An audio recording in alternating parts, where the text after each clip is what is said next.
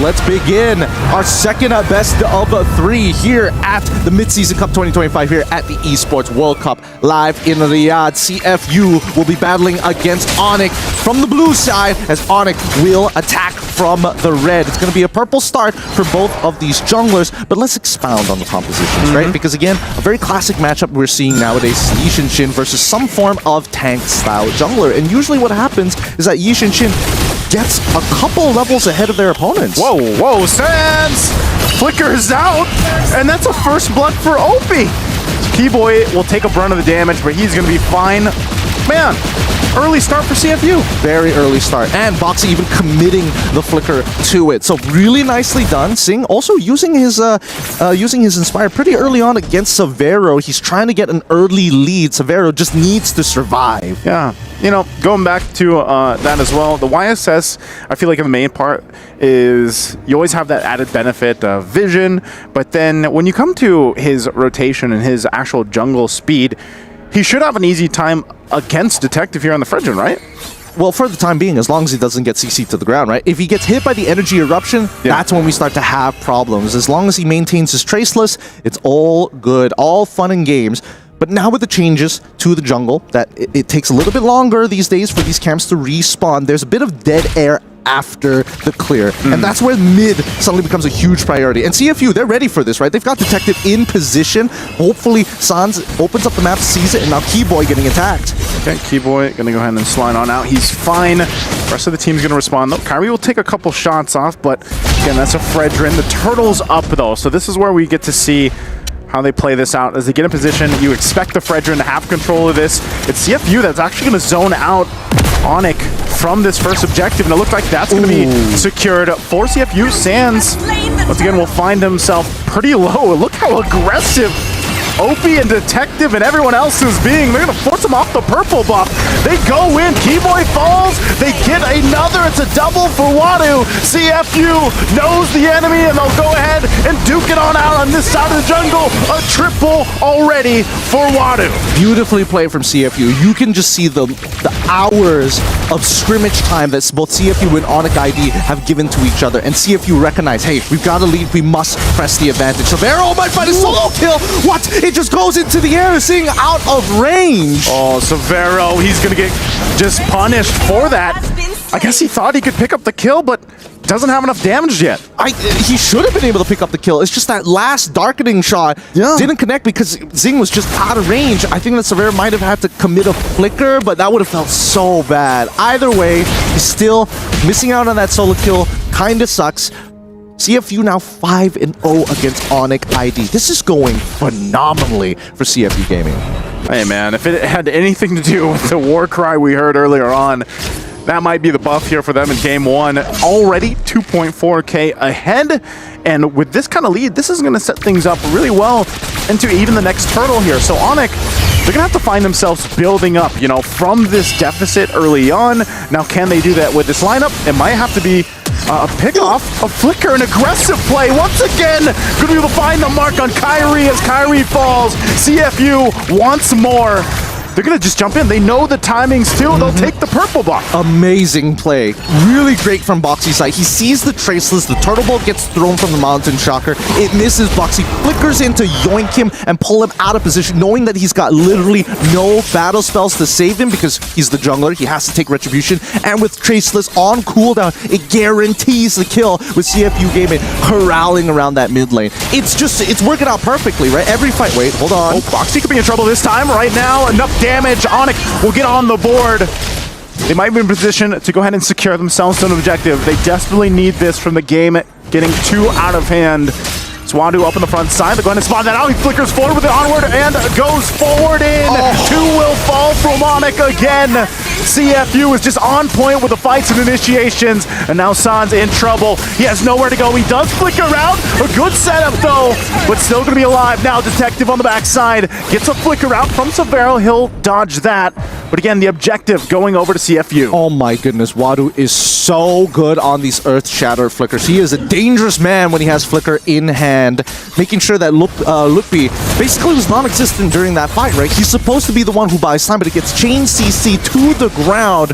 Right now, the coordination from CFU Gaming is immaculate. Oh, again, this is a tough spot to be in for ONIC and Tunisia. It looks like sometimes, they're able to go ahead and convert something, but that was just one setup, one kill that they were able to get.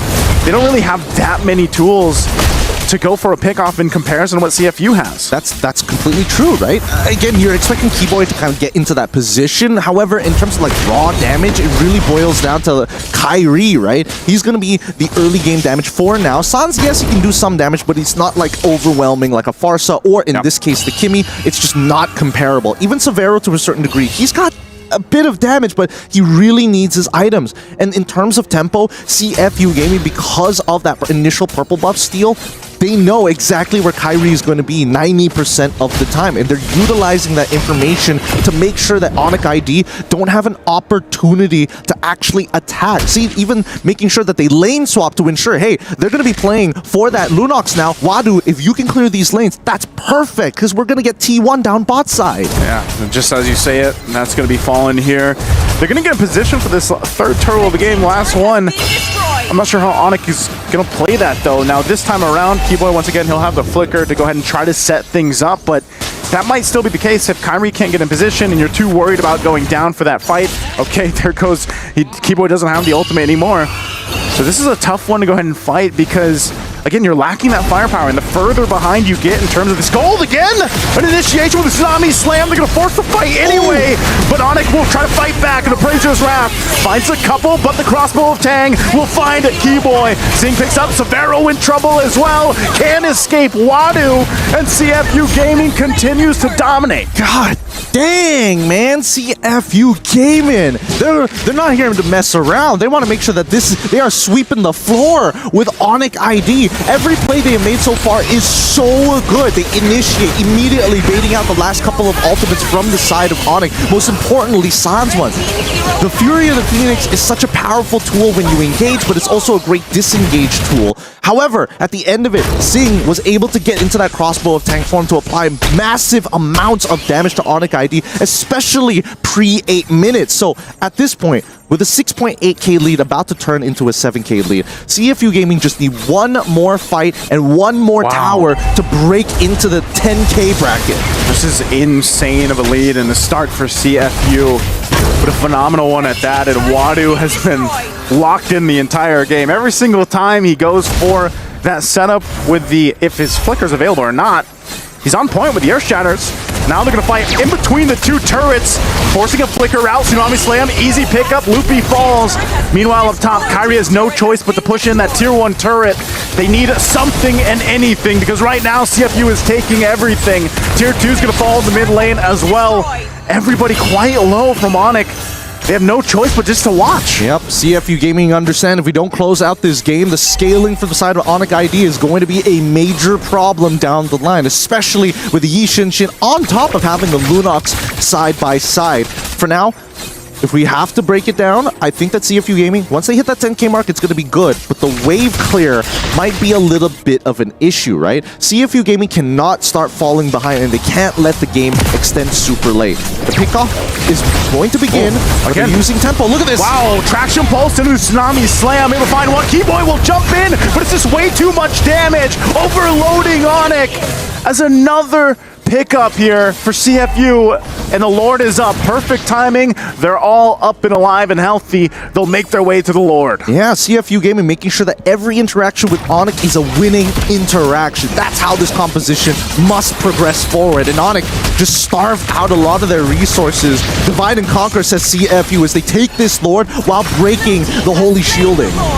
Great juggling happening here from CFU. Very impressive once again. Start off to this best of 3 series. I think even ONIC is kind of just left wondering what's going on here. They don't, even if they try to stay under the turrets, they're forced to fight anyway. And that's why that Kalea from Boxy is so good. And this might be, again, the effect of Boxy going back into the roam role, allowing them to have that decision making on their side. And what a great showcase it's been so far.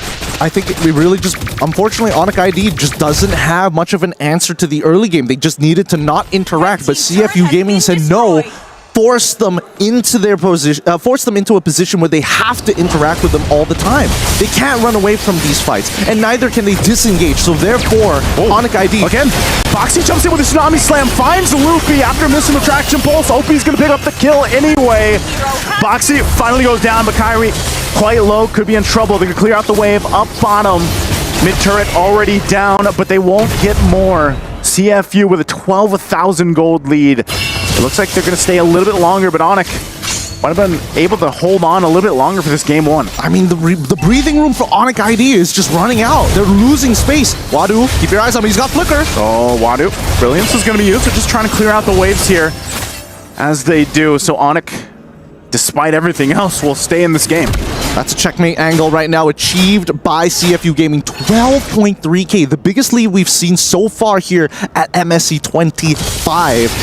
As we can see, even for ONIC Indonesia, how do they find an angle, right? Every single attack they have, there is some form of counterplay. Sing can go invulnerable with the crossbow Tang, not to mention that she also has an inbuilt Purify, making it more effective against the raw CC coming out from the side of Indonesia.